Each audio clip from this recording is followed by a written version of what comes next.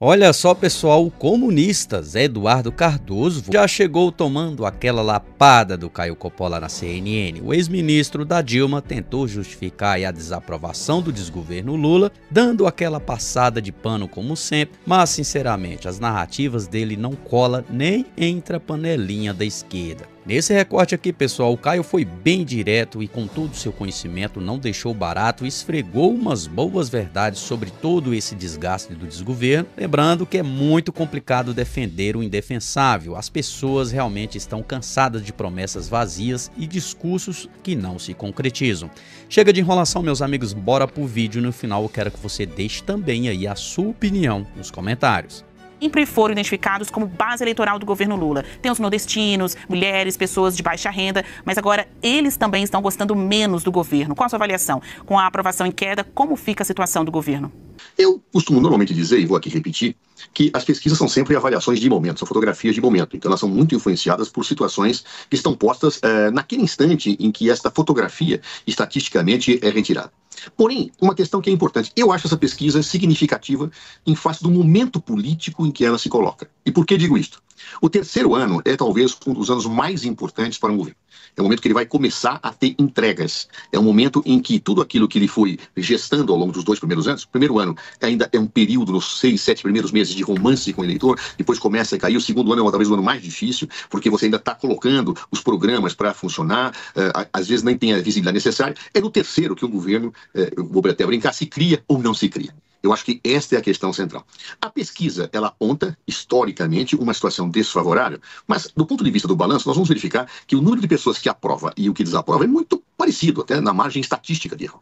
Então, o governo entra numa situação de aprovação e reprovação, um pouco maior para a reprovação, mas ainda na margem estatística, mas do ponto de vista de certo equilíbrio na opinião pública. Bem, por que ela é importante? Porque ela serve como referência. O governo, a partir de agora, tem que se preocupar cada vez mais em corrigir os rumos para fazer entregas que sejam visíveis. E isso implica em que, ao entregar políticas, sejam materiais, sejam de serviços públicos ou outras, ele precisa dar visibilidade a isto. Então, haveria um erro de se disséssemos que o problema é só de comunicação. Não, ele não é só de comunicação, ele é também de comunicação. E agora, mais do que nunca, isso tem que ser corrigido, porque é neste ano que a população começa já a julgar os resultados de um governo. Ela sempre julga, né? Quer dizer, desde o primeiro dia seguinte à posse já julga. Mas é o momento em que esse julgamento começa a se sedimentar ou não. Ele começa a apontar para situações já tendentes ao final do governo. O presidente Lula fará, ao que todo mundo fala e diz, correções na sua equipe de governo, ou ajustes, não correções, mas ajustes, justamente para enfrentar esse período. Um deles ele fez, que é justamente a questão da comunicação. Colocou lá um especialista, o Sidônio, que conheço ele pessoalmente, é um craque, e eu acredito que ele vai dar uma outra dimensão à comunicação do governo, particularmente no plano das redes sociais, em que o governo vinha, a meu ver, não atingindo aqueles resultados que são positivos. Aliás, há muito tempo os setores de centro-esquerda do Brasil não conseguem se comunicar devidamente nas redes sociais, ficando isto muito posto nas mãos da chamada extrema-direita, que sabe lidar muito bem com essas redes. Então, portanto, acho que é uma pesquisa significativa, ela não é desastrosa, a diferença é pequena, mas ela aponta uma situação de reflexão para o governo, que tem tudo para corrigir. Não só a parte substantiva, que fará entregas ainda mais importantes do que aquelas que já foram feitas, mas tem a necessidade de uma visibilidade para o cidadão, que agora, mais do que nunca, ela se torna indispensável. Paula, o Cardoso acha que essa pesquisa coloca o governo no cantinho do pensamento e que ainda dá tempo de mudar essa fotografia de desaprovação, né? Faltando 2 anos para acabar o atual governo. E na sua avaliação, com a aprovação em queda, como fica a situação do governo? Olha, esse governo ele está desaplaudido, desacreditado e enfraquecido, vendo a chance de uma vitória eleitoral em 2026 cada vez mais distante. A situação aqui é a seguinte: o governo Lula é o governo que mais arrecadou impostos na história.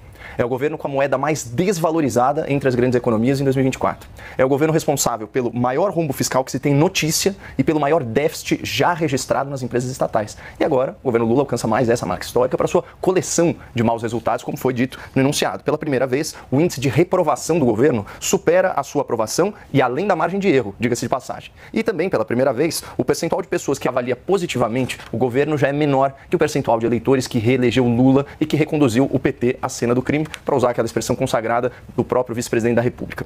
A aprovação do governo Lula, como nós vimos, caiu 5 pontos em relação a dezembro, com destaque para o Nordeste, uma região onde ele perdeu 7 pontos em um mês. Isso é bastante significativo. E, como bem disse o Dr. Zé Eduardo, saindo da fotografia de momento e analisando o filme, em fevereiro de 2023, 23% dos entrevistados dessa pesquisa reprovavam o governo Lula. Só que hoje esse número mais que dobrou e está em 49%. Ou seja, o eleitor está perdendo a paciência e está perdendo a esperança com Lula e sua equipe. Os entrevistados aqui pelo Instituto Quest responderam espontaneamente quais as principais pautas negativas para o governo. São elas: regulação do Pix, aquela tentativa mal sucedida do governo de aumentar a fiscalização sobre as transações via Pix, que muitos viram como uma medida para potencialmente aumentar ainda mais a arrecadação do governo. Também o descumprimento de promessas e aumento de impostos. É um governo que descumpre promessas de campanha e de governo à torto e à direito, começando pela nomeação de 2 amigos e 2 companheiros do senhor Lula para o STF, coisa que ele garantiu em rede nacional que não faria. Da mesma forma, o Lula não manteve a isenção para aquelas companhias internacionais, instituindo a chamada taxa da blusinha. O Lula ainda não isentou do pagamento de imposto de renda as pessoas com receitas até R$5 mil mensais. O Lula prometeu também que lutaria pela democracia, mas defendeu o quanto pôde a ditadura de Nicolás Maduro na Venezuela. E o Lula não quebrou o sigilo dos gastos exorbitantes da sua própria presidência. E pior, aumentou o segredo, aumentou o mistério sobre as aquisições realizadas pelo seu próprio governo. Finalmente, os entrevistados da Quest citaram a inflação como fator que impacta negativamente o governo Lula. A inflação é um fantasma que voltou a assombrar as famílias brasileiras, puxada aí pelo preço dos alimentos, dos combustíveis e da energia.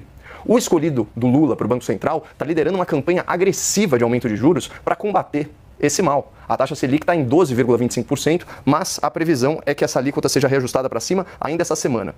Então, aqui estão mais algumas promessas quebradas do Lula. Juros baixos, dólar em queda e gasolina abrasileirada mais barata. Nada disso aconteceu, como foi alardeado. E para fechar, Brasília, falando em falsas promessas relacionadas à inflação, vejam só essa manchete do G1 de 10 de janeiro. Preço da carne sobe 20% em 2024 e tem maior alta em 5 anos. Alguns cortes subiram até 25%. E a picanha, tão citada pelo Lula na campanha eleitoral, também ficou mais cara.